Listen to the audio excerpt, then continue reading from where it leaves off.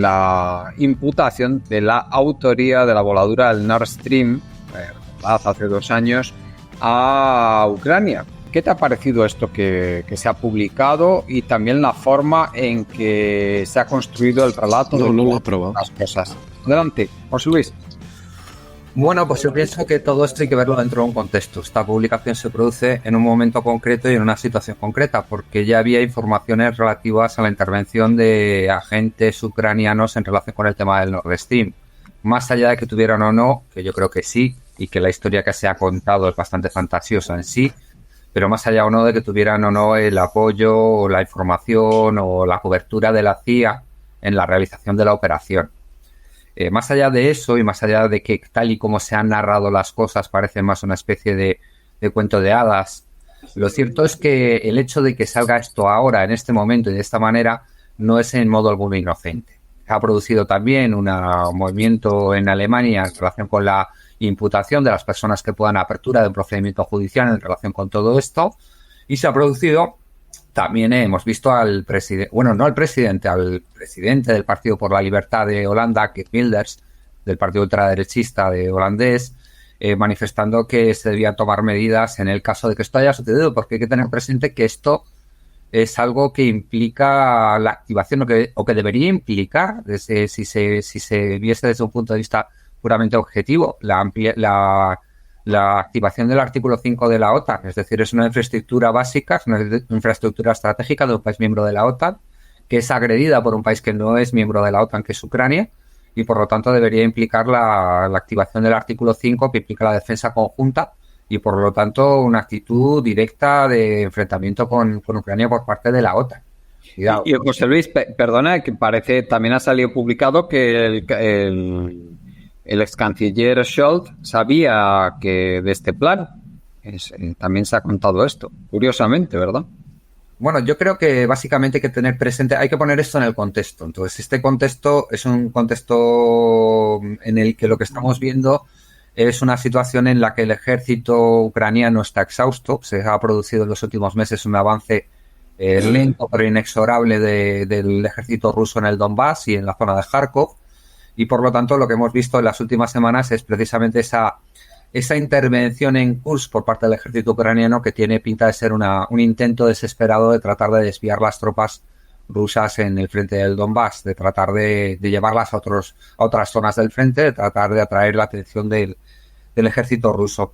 Para esto han utilizado los ucranianos lo más granado de su ejército, según parece ser, cerca de 12.000 hombres de las mejores brigadas, y además lo han hecho con todo lujo de materiales y además enseñándolos públicamente, haciendo todo lo posible porque se viese todo el lujo del último material que les ha sido entregado por Occidente, por Europa y por los Estados Unidos.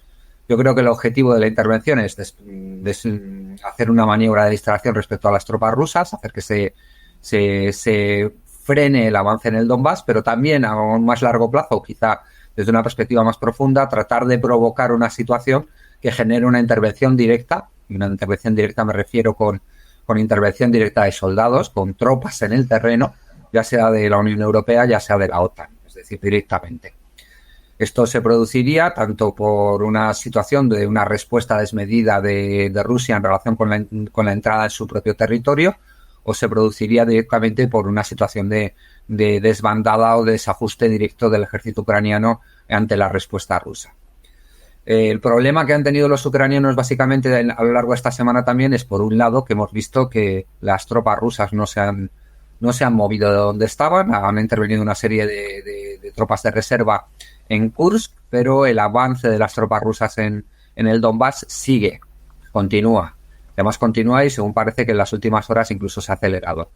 También parece ser que ha habido una serie de intervenciones del ejército de la Federación Rusa en relación con las líneas de aprovisionamiento de las tropas que están en Kursk, bastante destacadas en el sentido de ataques a nudos ferroviarios donde se estaban cargando armamento y se estaban cargando tropas destinadas a reforzar y a tratar de estabilizar las posiciones en Kursk.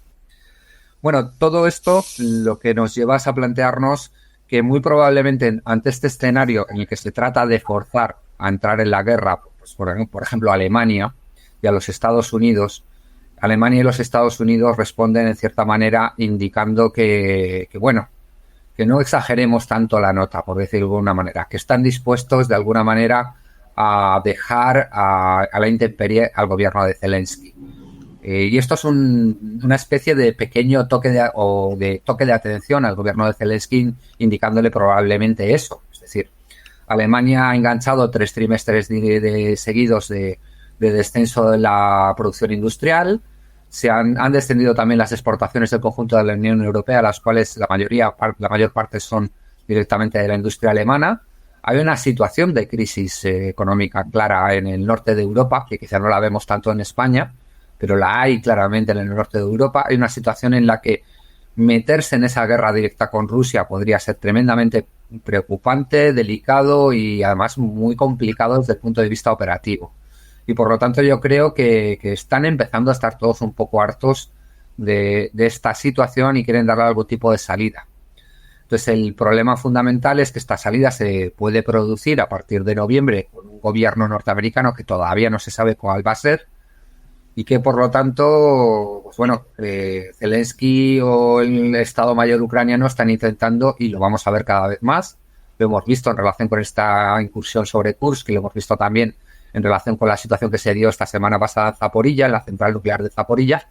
Probablemente las tropas ucranianas, el Estado Mayor ucraniano, va a intentar operaciones a la desesperada tratando de provocar la intervención occidental directa en términos de tropas, en términos de apoyo material sin restricciones, ante la posibilidad de que, veamos en algún momento una situación de descomposición del propio frente ucraniano en el Donbass.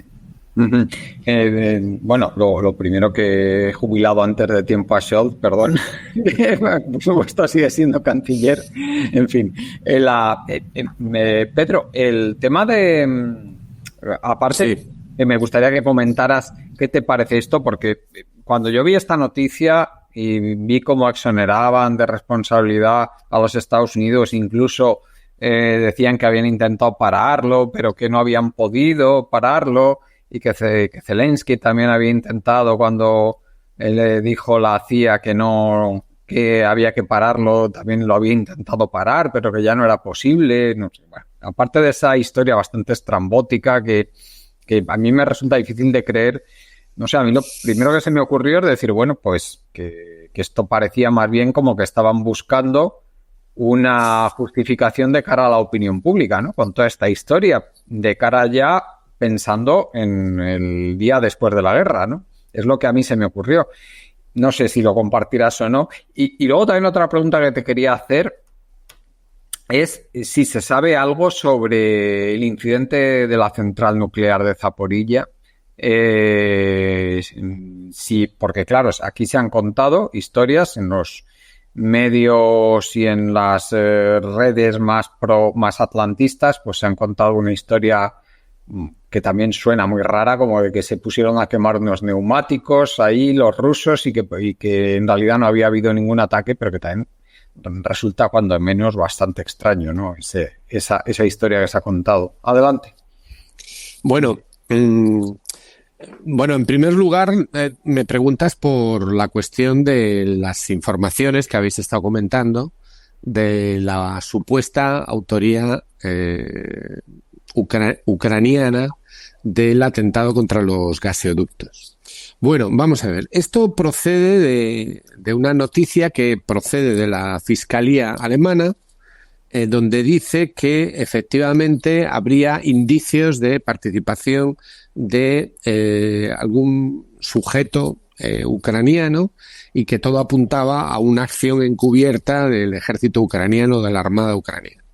Lo cual se ve sostenido por las declaraciones o por las filtraciones de la Fiscalía, pero también porque también ha puesto pecho el gobierno ucraniano, es decir, Zelensky ha hecho algún comentario al respecto. Bueno, todo esto es absurdo.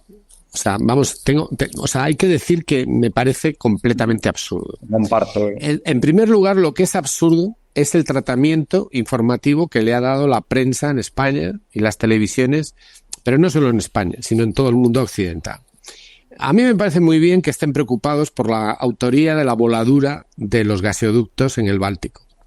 Es más, es muy importante que estén preocupados por eso y que nos ofrezcan información sobre eso. Pero si la noticia que viene de Alemania es que ha sido un ucraniano suelto por ahí o una serie de ucranianos que lo han hecho con conocimiento de su gobierno, lo lógico es haber informado también de todos los antecedentes y de todo lo que se sabe. Porque hay información publicada sobre este asunto y hay otras denuncias, y antes de esta filtración o de esta comunicación más o menos interesada, pues ha habido otras. Y luego también esto es un tema que afecta a la política exterior española. O sea, vamos a ver, nosotros estamos proporcionando armamento y explosivos a un país que ha protagonizado un atentado contra una infraestructura básica en un momento absolutamente delicado como es un enfrentamiento bélico que implica a España. Entonces España tendría que decir algo, es decir, el ministro de Exteriores, la ministra de Defensa, el gobierno, tendría que haber una comisión parlamentaria porque bueno, vamos a ver, ¿esto lo decidió Ucrania ellos solos o lo decidió en el marco de la OTAN? Es decir, ¿qué se sabe al respecto? ¿Cuál ha sido la consecuencia política en cuanto a política exterior, política de defensa, relaciones con los aliados, relaciones con la OTAN, relaciones con Ucrania que ha tenido esta noticia? ¿O simplemente se trata de que la Fiscalía actúe? Bueno, no, un momento, la Fiscalía alemana. Es decir, es todo un sinsentido. Vamos a ver, ¿qué es lo que sabemos al respecto? Bueno, en primer lugar tenemos las declaraciones de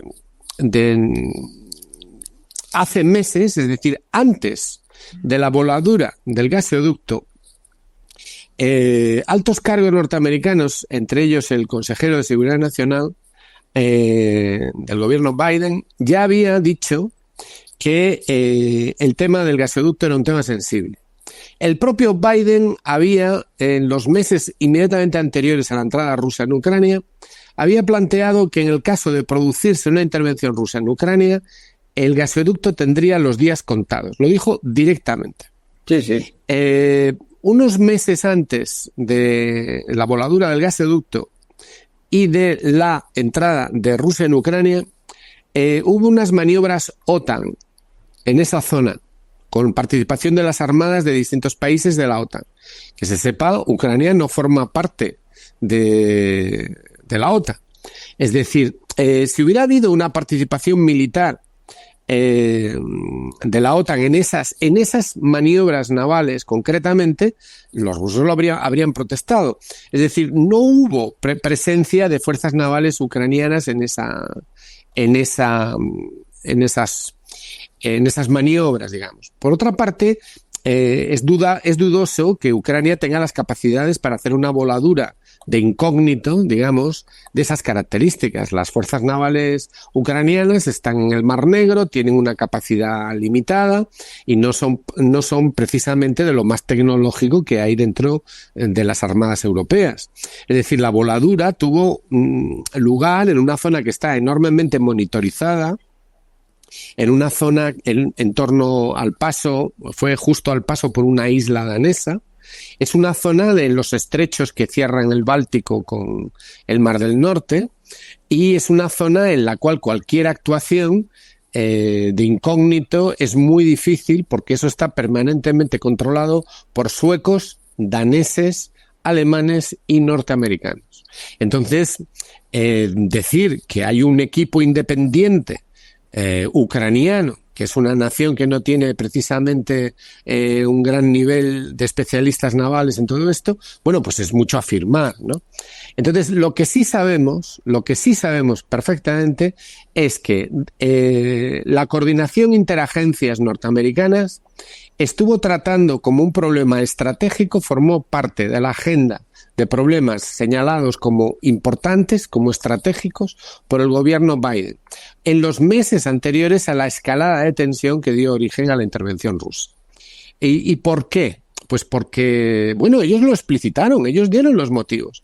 Porque los gaseoductos, en concreto, que estaban ya en marcha, estaban ya a punto de funcionar uno de ellos y otro a punto de inaugurarse, le concedían a Alemania una autonomía gasística y energética muy importante. Y además era un factor de unidad y de coordinación de las políticas de Alemania y Rusia. Es decir, una Unión Europea que tuviera a una Alemania bien alimentada energéticamente por Rusia, y a una Rusia que tuviera una relación económica estable, profunda con Alemania, era una Europa que no le interesaba a los intereses norteamericanos. Y eso se han ocupado de decirlo los norteamericanos 50.000 veces. Lo que pasa era que el proyecto se había llevado a cabo, el proyecto de los gasoductos, se había llevado a cabo, además, precisamente por el Báltico, por aguas internacionales hasta entrar en la zona, reduciendo al mínimo el trayecto por aguas de otro país, precisamente para que no hubiera más interferencias. Ucrania era el espacio por el que atravesaban los gasoductos normalmente. Y la otra zona es Polonia. Entonces, Alemania había pactado con Rusia el establecer un gasoducto por el Báltico precisamente para conseguir que no hubiera interferencias. Entonces, esa lucha por conseguir interferencias, por conseguir que no hubiera posibilidad de presionar con cortes en el suministro, era algo que formaba parte de la línea estratégica de Alemania en ese periodo. Entonces, todo eso a lo que conducía era a que la capacidad de presión que podía tener Washington sobre sus intereses en Europa disminuía. Entonces, se vio como un verdadero peligro para la conexión atlántica que Alemania pudiera tener cierto grado de soberanía energética en relación con Rusia. Y eso lo explicitaron los gobiernos norteamericanos, los consejeros de seguridad nacional, el director de la CIA y hasta el propio presidente. E incluso, como hemos dicho, avisaron de las consecuencias que podría tener una escalada para la supervivencia del... Pero entonces la pregunta que surge inmediatamente, Pedro, es ¿por qué el gobierno alemán ha reaccionado como ha reaccionado después de eso? Bueno, el gobierno alemán ha reaccionado en varias fases. En primer lugar, ha reaccionado en los momentos inmediatos, ¿no? Y la primera reacción fue, pues no sé si de estupor, pero luego de plegarse, porque hay que pensar que la voladura de los gasoductos es un casus belli. Es decir, vamos a ver, es un acto de guerra, así, claramente, contra una infraestructura básica, fundamental, en la línea de política clave, estratégica de un país. De manera que si cualquier país le hace eso a Estados Unidos, o a Inglaterra, a Francia, o a nosotros, o a quien sea, eso es casus belli. Entonces, la autoría no podía quedar demostrada. Otra cosa es que quedara implícita. Vamos a ver, también es un delito y desde luego una intromisión gravísima escuchar los teléfonos del presidente. Es decir, se sabe perfectamente que los teléfonos y las comunicaciones de la presidencia de varios países europeos estaban intervenidos por Estados Unidos. Fue patente, pero sin embargo no hubo una respuesta diplomática acorde con la gravedad de la ofensa. Pues tampoco hubo una respuesta diplomática acorde con la gravedad de la ofensa. Es decir, no se podían dar por enterados de que en el marco de unas operaciones de la OTAN, de unas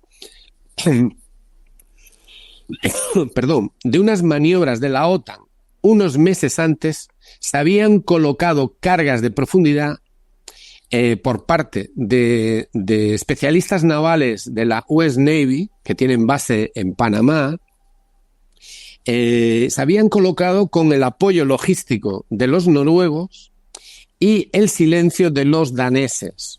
¿De acuerdo? Porque eso es lo que había ocurrido. ¿Por qué sabemos esto?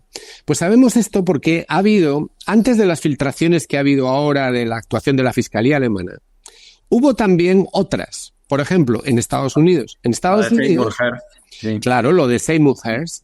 Entonces, este hombre había publicado, y lo publicó en la prensa norteamericana con todo lujo de detalles, la información que le habían pasado desde medios militares norteamericanos. Ya lo habían hecho anteriormente, lo habían hecho, por ejemplo, cuando hubo en los primeros tambores de guerra serios entre Irán y Estados Unidos, cuando se llegó a especular con la posibilidad de hacer un ataque nuclear limitado a instalaciones iraníes. Entonces hubo alguna gente en el Pentágono que dijo, bueno, esto es una locura, ¿no? O sea, no nos pueden arrastrar a esto. Entonces hubo unas filtraciones. Pues de la misma manera ahora. Es decir, en Estados Unidos también hay gente en los servicios o hay divisiones en el establishment que consideraban que ciertas actuaciones políticas podían contravenir el interés nacional. Y entonces lo hemos podido ver, ha habido tensiones, diferencia de opiniones, ¿no? Por ejemplo, las ha habido 50.000 en la época de Trump, cuando Trump estaba en la presidencia, ¿no?